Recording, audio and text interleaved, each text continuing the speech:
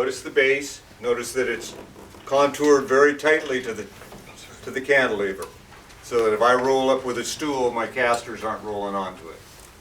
But even more subtle is underneath that chair base, here, here, and there are 6 standoffs that raise that up about 1/4 of an inch.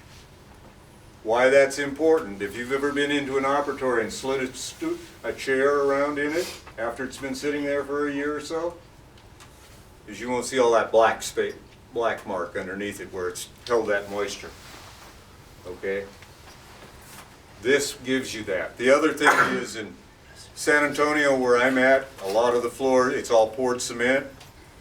So, and if you think they're going to floor that cement floor flat every time, you're dead wrong.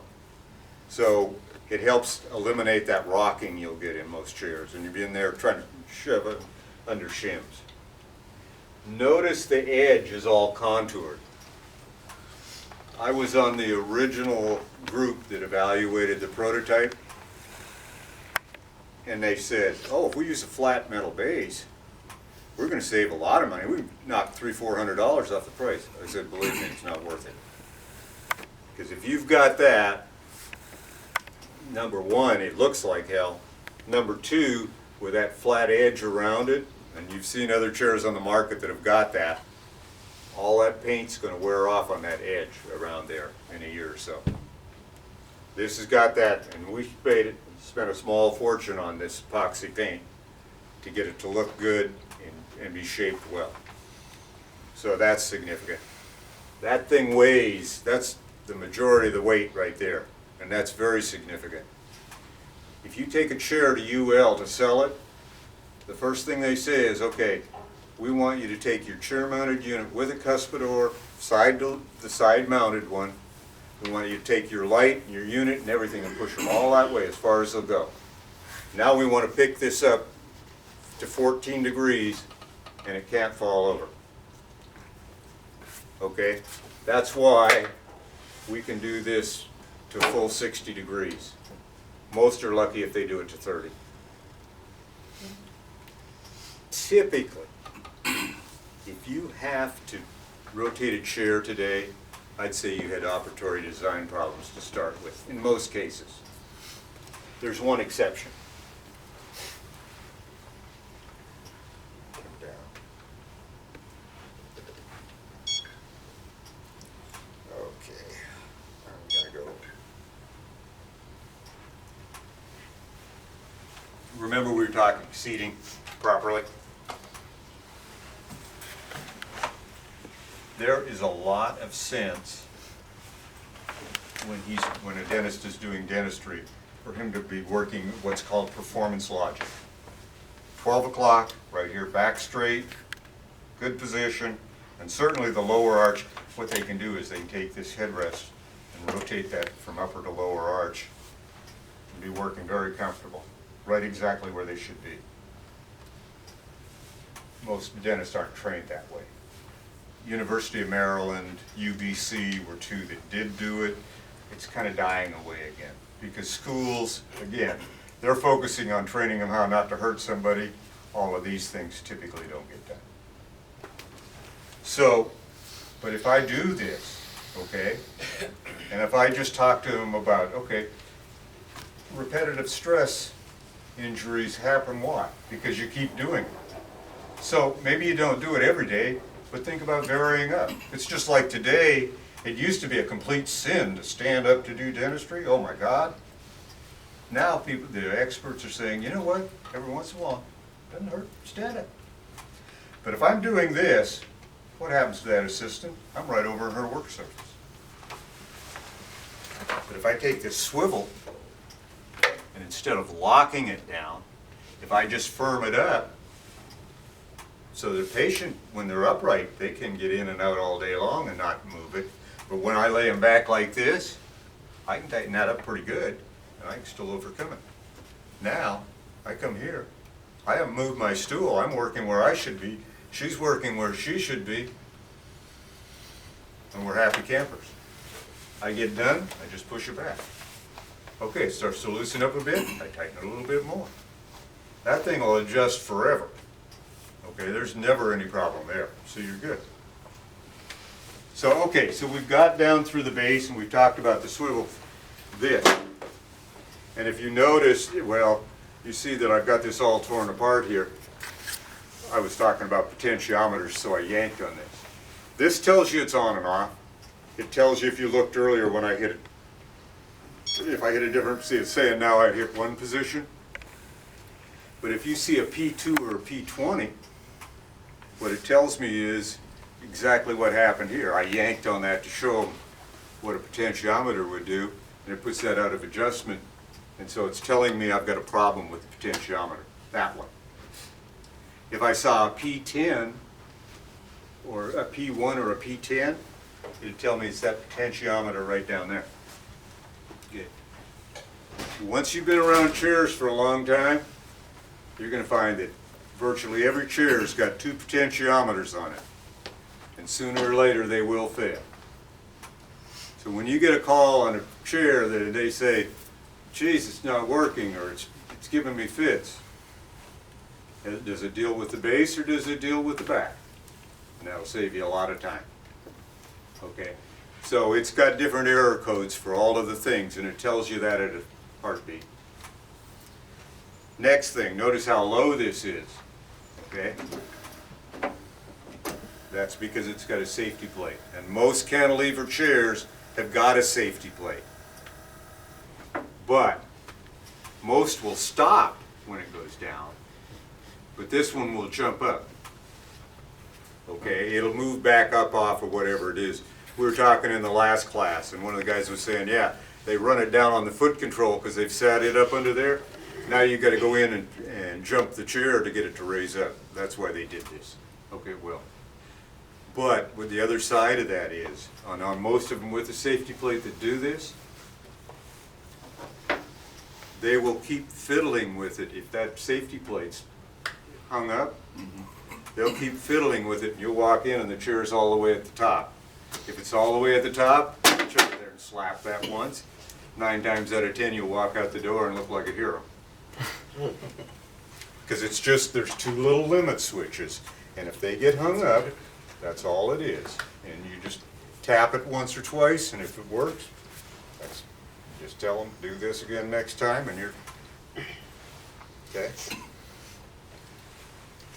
We come up from there, armrest, entry and exit. Notice how I'm doing that. I'm not running up here. You can pull on this all day long. You're not going to go anywhere. There's a reason for that. You don't want that so a patient pops up against it and that thing goes kabang. It's built to raise and lower it like that. One of the other inputs I had when I was looking at the original prototype. What do you fix on a chair probably most often of anything? Armrest. And my statement was them, and if you look in there, you can see the bolt that sits on. It's a case-hardened pin, okay? And I said, by God, I better be able to jump up and down on this. And now, runt that I am, that doesn't mean much, but it certainly works nice. And I haven't had a problem with any of them. Armrest pads are optional.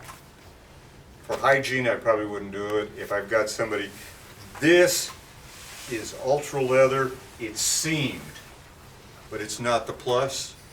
The plush has got all the stitching. That's what cost you the real money. So. Especially a show. Pardon? Yeah. So this is, you know, I like this option, but if you're going to sell it for hygiene, you want the complete seamless aldehyde. I mean, the patient's not in there that long, it's not as critical. They're going to be trying to clean it with everything they can to get that prophy paste on it.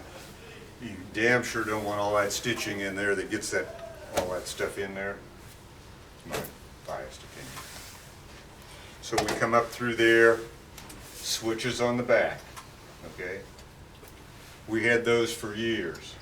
Along comes Acer Burgalis. Did any of you hear about that, where the patient got AIDS and they blamed the dentist on it? She got it from the dental office. All of a sudden, everybody you had young ladies with a quart bottle of disinfectant, and they were bound and determined they were gonna dump it on everything in the operatory. And that's early on. There was no such thing as all the barriers that they have today. Consequently, all those side switches were loaded up with disinfectant and would short out, and it was a nightmare. Today, we've gone back to, you know, a lot of the offices in my area use full body bags down over it. Works a lot better. But now we get back to the barrier thing there. So you put a full bag over this here, and I've got it all the way down here. And we get Jeff seated in this chair. There is no way in hell I'm gonna raise that headrest up with his back against there. Okay? That's one thing, but there's another reason for that. Let's grab that toe board and put it back on. By the way, when this chair ships, it ships with the back, and all of that's done. The only thing you have to do is set it down there and drop that in, and there's one thumb screw goes there when you're assembling this chair. But watch a new patient when they get in a chair. If I've got that headrest down there, it doesn't matter whose manufacturer it is. The one thing I know for sure and certain is you're going to stand me on my head. And so what they'll do is they'll go, oh, okay. Look where my butt is. When you lay me back, I'm going to go like that, and that lumbar is going to be directly in the middle of my back. Do this. And this is any of your doctor's chairs. Show them this. Raise that headrest all the way up. Okay? It's almost comical. When a patient sits in that chair, the first thing they'll do is they'll come back and go. Try to reach them. Saves you the problem. You don't have to do anything. You're there. Now, when I hit that first position, if I push down like this and up like that, like I'm scooping water, I've got that there before they lay back too far, so I don't have that fear of falling, and I put it right in under that occipital bone. A double articulating headrest was never meant to go there. When you do that, it goes like that.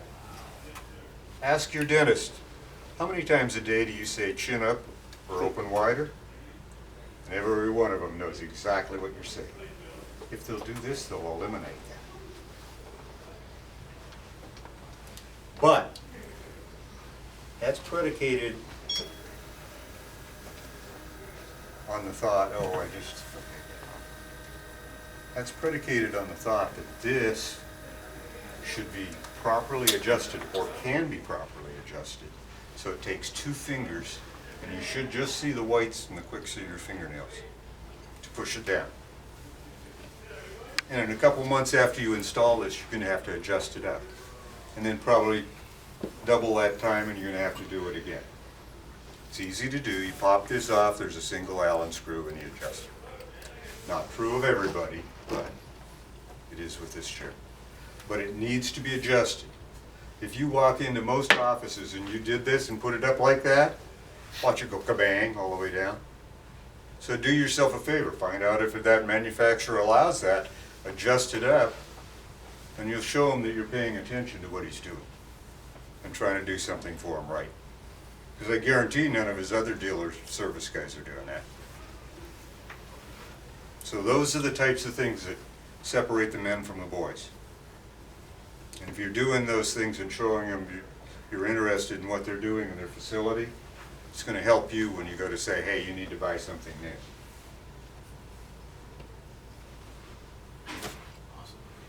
Does that help you? A lot of it. Are all of you comfortable with pricing out a package, a chair? How much? Let's go to the next stage. Let's take